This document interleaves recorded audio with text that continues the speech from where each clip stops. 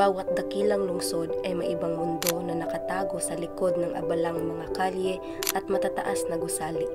Isang mundo kung saan limitado ang mga pagpipilian, ang buhay ay isang araw-araw na pagkikibaka at ang kahirapan ay paulit-ulit na umiiral sa bawat henerasyon.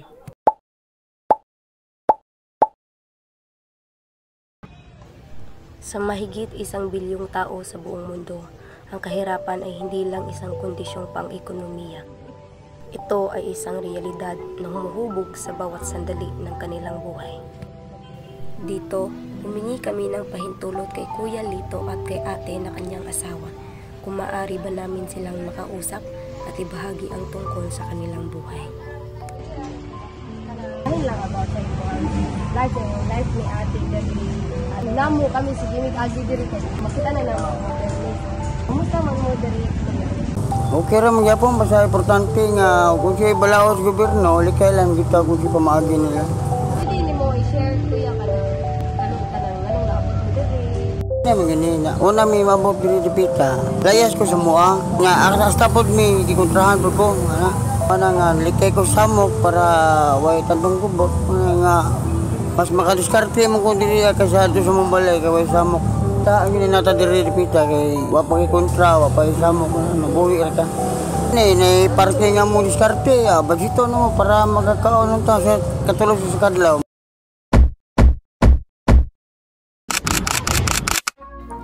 Ang kahirapan ay isinilang mula sa isang komplikadong hanay ng mga pangyayari.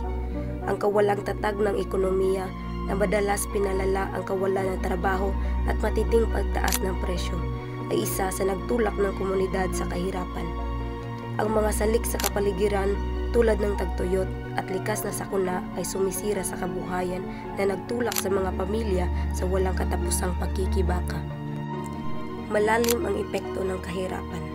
Ang malnutrisyon na nagpapahina sa katawan, ang kakulangan sa edukasyon na naglilimita sa kinabukasan, ang mahinang sistemang pangkalusugan na nagiging dahilan ng paglaganap ng mga sakit na maaaring naiwasan. At sa bawat henerasyon, lalong humihigpit ang hawak ng kahirapan na lumilikha ng isang siklong mahirap putulin.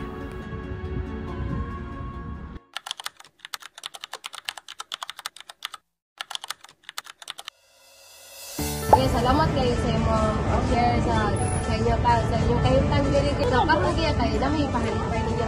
Dami tag halipay gaway ra gyud kayo ni kuya. Para ninyo kuya. Salamat kayo kuya. Adala nga ako. Salamat kayo. Salamat kayo kuya.